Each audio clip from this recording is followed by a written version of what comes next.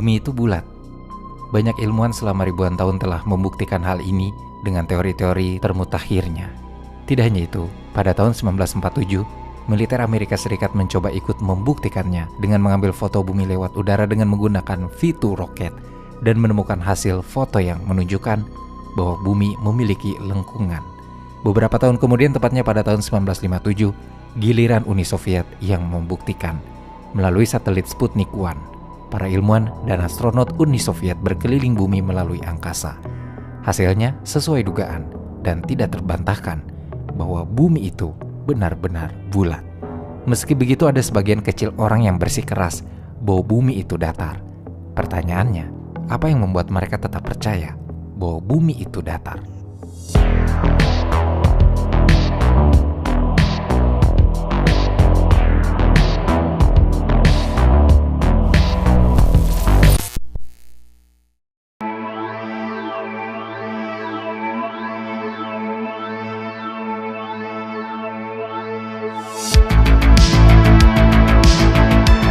Skeptisisme terhadap ilmu pengetahuan adalah salah satu faktor penguat mengapa sebagian orang tetap percaya bahwa bumi itu datar dan bukan bulat. Sebagian dari orang-orang ini meragukan penemuan yang telah diterima secara umum. Atas keyakinan sempit yang telah mengakar kuat dalam pikirannya inilah yang menjadikan kaum bumi datar enggan untuk menerima fakta yang berbeda dari pandangan mereka. Sebab saat berada di permukaan bumi, mereka percaya dengan matanya bahwa bumi terasa datar, sehingga mereka yakin untuk mengabaikan semua bukti yang menyatakan sebaliknya. Sebagian orang juga mungkin mempercayai bumi itu datar karena dorongan ingin terlihat berbeda dengan kelompok sosial mereka. Dan ada faktor yang memang lebih senang dengan teori konspirasi yang percaya bahwa pemerintah atau organisasi lain telah memalsukan bukti tentang bumi dengan motif ingin menyembunyikan kebenaran dari masyarakat. Namun jangan lupa, penganut kaum bumi datar pun memiliki landasan teorinya sendiri untuk mendukung kepercayaannya. Melalui situs flatearth101.wordpress.com, para penganut bumi datar menampilkan 9 video mudah untuk menjelaskan dari A sampai Z tentang berbagai alasan logis untuk menunjang konsepsi mereka mengenai bumi datar. Mereka percaya bahwa bumi adalah sebuah piringan berbentuk cakram dengan kutub utara yang berada tepat di tengah dan dikelilingi oleh kutub selatan. Sebuah dinding es setinggi 150 kaki, yang juga disebut Antartika.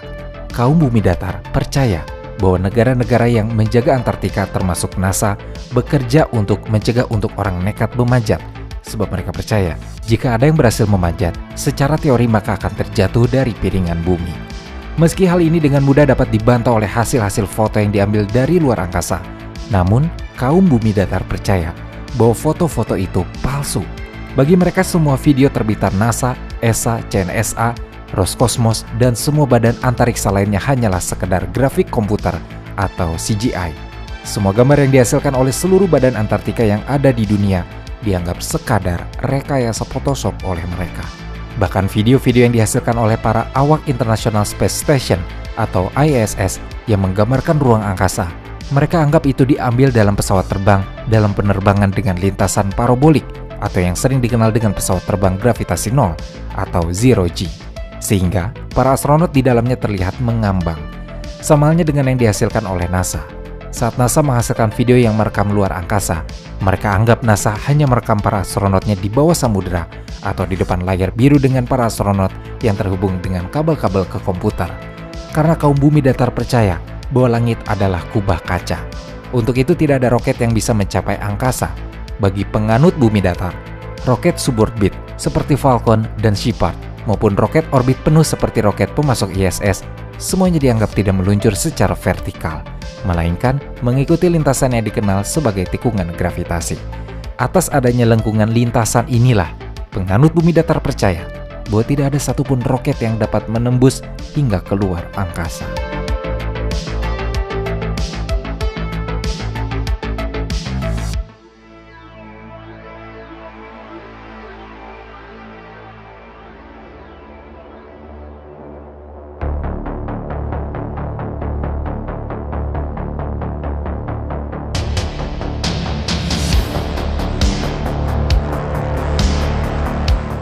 Dan ini standing point yang penting bagi penganut bumi datar, sebab mereka berpandangan bahwa NASA dan organisasi antariksa lainnya adalah tipuan multimiliar dolar yang dirancang untuk meyakinkan bahwa bumi itu bulat. Dengan pandangan yang sama jugalah, organisasi antariksa di seluruh dunia dianggap tidak lebih daripada sekumpulan pembohong profesional, ilmuwan palsu, Freemason, dan Mormon. Bahkan nama Apollo pun dianggap sekadar nama lain untuk setan. Lagi pula, penganut bumi datar percaya bahwa langit dan semua yang ada di dalamnya adalah kepalsuan belaka. Mereka percaya bahwa yang kita lihat di atas adalah kubah yang menyembunyikan angkasa yang sesungguhnya. Untuk itu, tidak ada yang mengetahui ada apa di atas sana, sebab kubah menghalangi itu semua. Dalam keyakinannya atas kubah ini, kaum bumi datar juga percaya bahwa di balik kubah itu ada bermacam-macam hal. Ada yang menduga samudera raksasa atau hanya kehampaan yang luas dalam alam semesta. Untuk matahari, kaum bumi datar percaya bahwa matahari dan atmosfer berada dalam kubah tersebut. Karena kaum bumi datar percaya matahari tidak sejauh jutaan kilometer.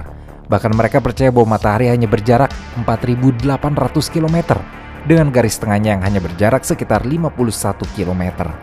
Dalam keyakinannya ini, matahari dianggap seperti bola lampu raksasa yang mengitari dan menerangi permukaan datar seperti sebuah mercusuar. Sebab kaum bumi datar mengandaikan bahwa kutub utara sebagai pusat cakram dengan dikelilingi kutub selatan sebagai tembok es di tepinya. Maka matahari dibayangkan seperti sebuah senter yang bergerak pelan mengikuti arah jarum jam di atas lembaran kertas. Maka seperti itulah matahari. Lingkaran cahaya itu tidak menyentuh seluruh lempengan bumi sekaligus, sehingga itulah yang membedakan siang dan malam. Bahkan ada dari penganut kaum bumi datar yang berteori bahwa ada hologram yang sengaja diproyeksikan ke permukaan kubah, sehingga menampilkan pemandangan angkasa yang kita lihat setiap malam, termasuk bulan.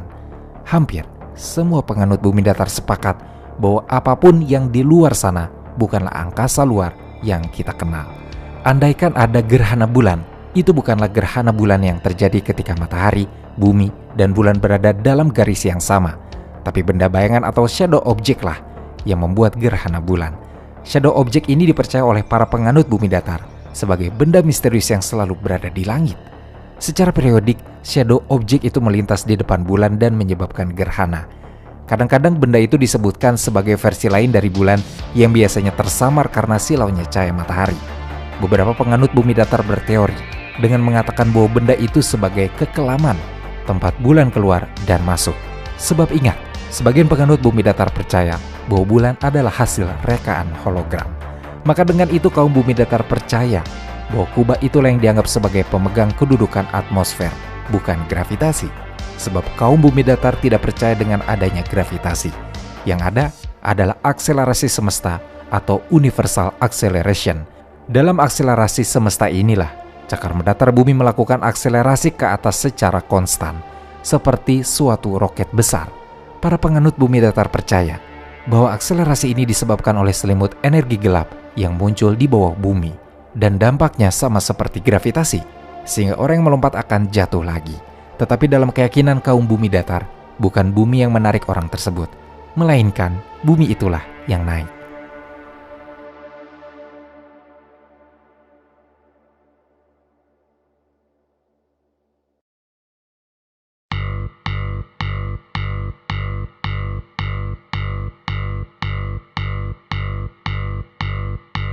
Sekarang pertanyaannya, sejak kapan para penganut bumi datar ini memiliki kepercayaan bahwa bumi ini benar-benar datar? Jika melihat dari keutuhan sejarah, ternyata pengetahuan bumi datar memiliki akar sejarah yang jauh lebih panjang jika dibandingkan dengan sejarah yang mengatakan bahwa bumi itu berbentuk bulat. Sejarah bumi datar berakar dari Mesopotamia kuno, yang melalui bukti historis dan arkeologis menunjukkan bahwa orang-orang dari Mesopotamia kuno mempercayai model bumi yang berbentuk datar. Orang-orang Mesopotamia menggambarkan bentuk bumi seperti piringan di lautan dan langit melengkung di atasnya. Sementara itu, sebuah papan teks piramida di Mesir kuno tertanggal 1000 tahun sebelum Masehi menunjukkan konsep yang serupa, dengan menyebut bumi berbentuk piringan datar yang berada di atas sebuah langit yang silinder. Ada juga yang datang dari kosmologi yang dipercaya orang-orang Nordik. Kepercayaan kuno Nordik mengatakan bahwa bumi merupakan bidang datar yang dikelilingi samudra dengan pohon dunia dan pilar di bagian tengahnya. Teks suci dari India sama halnya dengan menggambarkan planet sebagai rangkaian piringan datar yang ditumpuk. Ada pula yang menggambarkannya sebagai roda horizontal yang dipasang pada poros vertikal. Memasuki awal peradaban Yunani kuno, meski ilmuwan sudah mulai bermunculan dengan menggunakan pikiran rasional, Namun tetap saja orang-orang pada masa ini masih berkesimpulan bahwa bumi itu berbentuk datar. Thales misalkan, tokoh rasional yang lebih dulu ada sebelum Socrates ini, masih berpendapat bahwa bumi berbentuk datar dan mengambang di air. Melalui pemikiran rasionalnya, Thales menganalogikan bumi ibarat kayu yang mengambang di tengah lautan. Tidak hanya Thales, pemikir-pemikir Yunani awal setelahnya pun masih memiliki pikiran yang sama dengan Thales. Meski sudah melalui pengamatan, Anaximander meyakini bahwa bumi berbentuk silinder pendek dengan permukaan datar dan mengambang di udara. Sedangkan Anaximenes percaya bahwa benda-benda langit berbentuk datar, dan untuk itu jugalah Anaximenes berpikir bahwa bumi pun berbentuk datar. Beberapa abad berselang, saat ilmu pengetahuan mulai berkembang, barulah para ilmuwan berkesimpulan hal yang berbeda. Ini dimulai saat Aristoteles pada tahun 340 sebelum Masehi mulai bereksperimen dan berkesimpulan dalam bukunya yang berjudul On the Heavens bahwa bumi itu bukanlah berbentuk datar, melainkan bulat. Aristoteles pun banyak terinspirasi dari Pythagoras dan Plato di Akademia dalam mendetailkan gagasannya. Gagasan Aristoteles pun disepakati oleh filsuf-filsuf setelahnya seperti Eratosthenes, Euclid, Aristarchus, dan Archimedes. Penyebaran Helenisme dan penyelidikan orang Romawi membantu mempopulerkan kepercayaan bumi yang berbentuk bulat. Sampai pada masa di mana Eratosthenes berhasil mengukur keliling bumi menggunakan tongkat yang terletak di dua tempat yang berbeda. Eratosthenes memanfaatkan perbedaan bayangan antara dua tongkat tersebut yang diakibatkan oleh lengkung bumi untuk mengukur keliling total bumi. Dengan cara tersebut, Eratosthenes bisa mendapatkan nilai keliling bumi yang berukuran 46.250 km. Nilai ini hanya meleset sekitar 15% dengan keliling bumi yang diukur di zaman modern, dengan nilai keliling yang berukuran 40.075 km. Atas kesimpulan yang dimulai dari Aristoteles lah, pada abad pertengahan Galileo Galilei sampai pada Copernicus memantapkan bahwa bumi itu bukanlah berbentuk datar, melainkan bulat. Dan atas perkembangan ilmu pengetahuan juga, kita mengetahui bahwa matahari lah yang menjadi pusat tata surya. Namun, di pertengahan 1800-an, muncul kembali gagasan bumi datar yang diperkenalkan oleh Samuel Barley Robotham. Robotham mencetuskan ide ini berdasarkan pemahamannya dari literatur ayat-ayat Alkitab. Kemudian pemahaman atas idenya tersebut menghasilkan buku setebal 430 halaman yang diberi judul Zetetic Astronomy, Earth Not Globe. Dalam buku ini Robotham mengenalkan satu ide tentang astronomi zetetik yang meyakini bahwa bumi merupakan cakram datar yang titik pusatnya ada di kutub utara. Sedangkan di sisi selatan sebagai pembatasnya yang dikelilingi oleh dinding es Antartika, matahari, bulan, bintang berjarak dekat dengan permukaan bumi. Untuk membuktikan idenya, di tahun 1883, Robotham melakukan satu percobaan eksperimen yang diberi nama Bedford Level Experiment. Robotham mengambil kata Bedford karena Bedford adalah nama sebuah sungai di Norfolk, Inggris yang menjadi tempat eksperimennya. Sebab di sungai Bedford terdapat saluran air yang amat panjang dan lurus, dan setiap 6 mil terdapat jembatan. Eksperimen ini bertujuan untuk membuktikan apakah bumi benar-benar bulat seperti bola. Selain itu, eksperimen ini juga untuk menentukan di mana batas jarak lengkungan bumi. Sebab jika bumi benar-benar berbentuk bulat, maka perahu di salah satu jembatan tidak akan terlihat di jembatan satunya. Tesis yang dipakai Bedford berdasarkan para ahli astronomi yang mengatakan bahwa total keliling bumi adalah 25.000 mil, dan dengan total angka tersebut, jika bumi itu benar berbentuk bulat, seharusnya dalam jarak 6 mil atau 9.700 meter, harusnya sudah ada lengkungan yang terlihat. Untuk bisa membuktikan hal tersebut, dalam eksperimennya Robotham mencoba melihat kapal setinggi 5 meter menggunakan teleskop yang setinggi 8 inch yang ditaruh di atas air sungai Bedford. Setelah kapal tersebut melewati jarak lebih dari 6 mil, ternyata kapal tersebut masih bisa terlihat dengan jelas melalui teleskopnya. Disinilah Robotham meragukan teori yang mengatakan bahwa bumi itu bulat. Sebab jika benar bumi itu berbentuk bulat, tidak mungkin kapal yang sudah melewati jarak 6 mil tersebut masih bisa terlihat. Meski itu dilihat menggunakan teleskop karena seharusnya kapal itu sudah tidak terlihat, sebab sudah berada di balik lengkungan bumi. Atas eksperimennya itulah, Robotham percaya bahwa bumi itu berbentuk datar, dan untuk memperkuatnya, Robotham menerbitkan selebaran berjudul The Inconsistency of Modern Astronomy and Its Opposition to the Scriptures, untuk meminta masyarakat kembali mempercayai bahwa bumi itu berbentuk datar. Namun pada tahun 1884, sosok Samuel Robotham meninggal dunia. Setelah itu para pengikutnya dari Zetetic Astronomy mendirikan Universal Zetetic Society. Setelah kematian Robotham, Paham atas bumi itu berbentuk datar mulai menyebar dari Inggris ke Amerika Serikat. Di Zion, Illinois, Amerika, pemikiran yang meyakini bahwa bumi itu berbentuk datar dipromosikan oleh pendiri gereja Kristen Katolik bernama Apostolik John Alexander Dowie dan Letter Wilburn Glenn Voliva. Beberapa tahun kemudian, tepatnya pada tahun 1942, sosok Voliva yang menjadi pemimpin sekaligus penggaung bumi datar meninggal dunia. Semenjak itu pemikiran atas bumi datar mulai meredup hingga tahun 1950-an. Baru setelah itu, pada tahun 1956, Samuel Shenton, seorang pengajar di Science Fiction Society, University College London, yang juga anggota dari Royal Astronomy Society dan Royal Geographic Society, mulai mendirikan komunitas internasional bernama Flat Earth Society. Menurut Shenton, dalam komunitasnya, bumi merupakan piringan datar dengan Arktik di pusatnya dan dinding es yang menjulang di sekelilingnya. Matahari, bulan, dan bintang-bintang disebut berada tidak jauh dari New York dan dari London. Shenton memimpin Flat Earth Society sampai pada kematiannya di tahun 1971. Beberapa hari setelah kematian Shenton, sebagian koleksi perpustakaan Shenton menjadi milik Charles K. Johnson. Atas dedikasi Johnson pada Flat Earth Society, ia pun pada tahun 1971 diangkat menjadi Presiden International Flat Earth Research Society of America and Covenant People Church dengan kantor pusat di California, Amerika. Di bawah kepemimpinan Johnson yang karismatik dalam mengkampanyekan Flat Earth Society selama 30 tahun, komunitas ini berkembang dan keanggotaannya bertambah hingga 3.000 orang. Namun naas, pada tahun 1995, sebuah bencana besar menimpa Johnson. Kediamannya mengalami kebakaran dahsyat dan memusnahkan perpustakaan Flat Earth Society. Sampai pada tahun 2011, akhirnya Johnson meninggal dunia dan para pengikut Flat Earth Society kehilangan sosok pemimpin. Sebab Johnson meninggalkan para pengikutnya ini dengan ketidakpastian. Namun beberapa tahun setelah itu, penganut Flat Earth Society merestrukturisasi organisasi mereka. Setelah melakukan restrukturisasi itulah, pada tahun 2004, Flat Earth Society mulai aktif di ruang-ruang informasi yang ada di internet.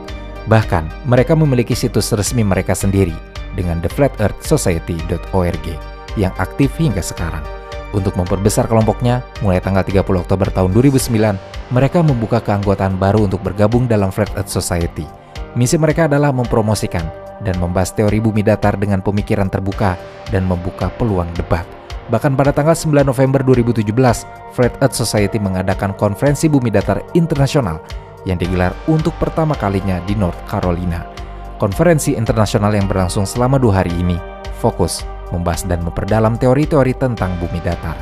Setelah konferensi ini berakhir, Flat Earth Society melalui situs resminya menyimpulkan bahwa bumi itu diam dan tidak berevolusi terhadap matahari.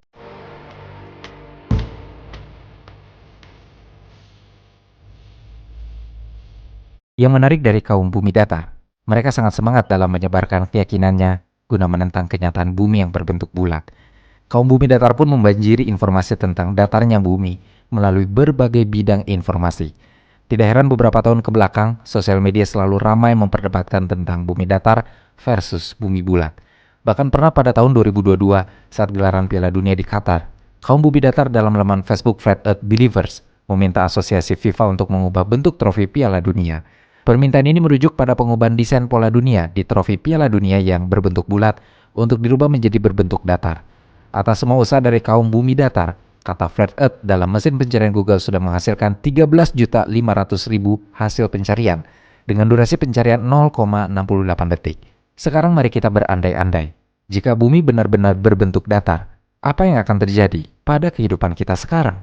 Melalui eksplorasi life science, seorang ilmuwan planet dari Caltech University yang bernama David Stevenson pada tanggal 30 Juli di tahun 2021 menyatakan, jika sebuah benda kosmik dibentuk menjadi cakram, maka benda tersebut harus berputar amat sangat cepat.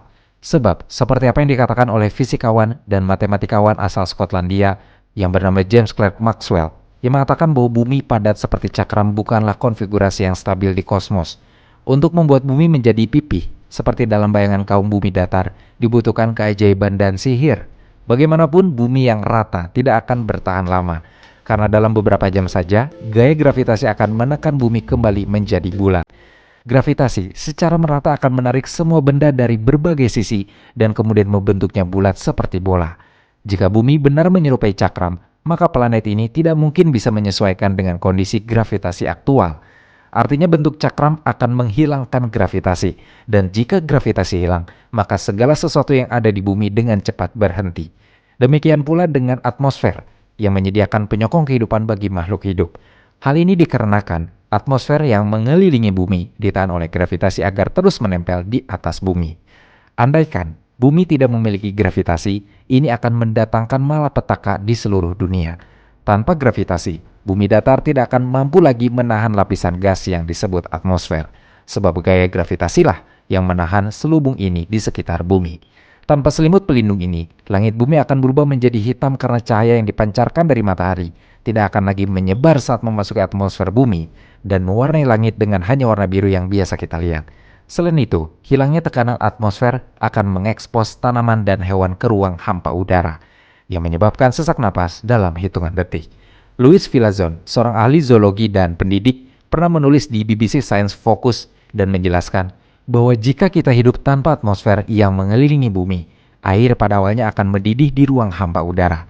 Ini karena air akan mendidih ketika tekanan uapnya sama dengan atmosfer. Jadi, tekanan atmosfer yang lebih rendah berarti titik didih yang lebih rendah. Tanpa atmosfer untuk membantu menghangatkan bumi, suhu permukaan juga akan turun drastis yang menyebabkan air yang tersisa membeku dengan cepat. Andaikan ada gravitasi, namun yang pasti, gravitasi ini akan ditarik ke arah pusat cakram bumi, yang dalam keyakinan penganut bumi datar ada di kutub utara, presipitasi atau curah hujan juga akan tertarik ke arah kutub utara.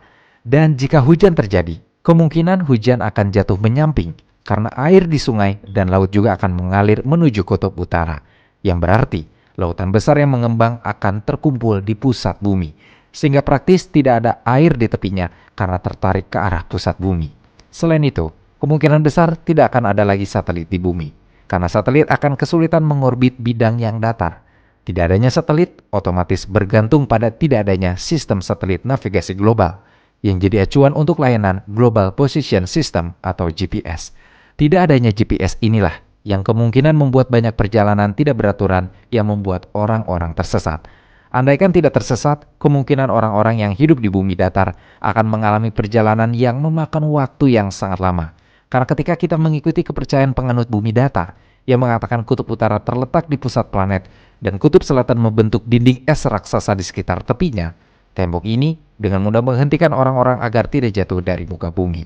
Tetapi jika orang-orang yang hidup di bumi datar tidak dapat terbang mengelilingi dunia dan malah dipaksa untuk terbang melintasinya, maka waktu perjalanan akan meningkat secara signifikan.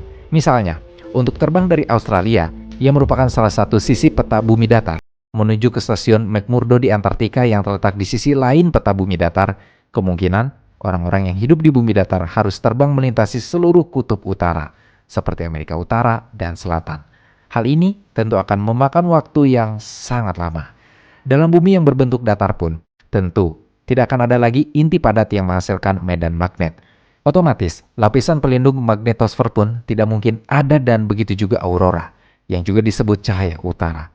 Langit ini menunjukkan bentuk ketika partikel bermuatan dari matahari menabrak molekul oksigen dan nitrogen di magnetosfer, di mana mereka melepaskan energi dalam bentuk pertunjukan cahaya aurora yang luar biasa.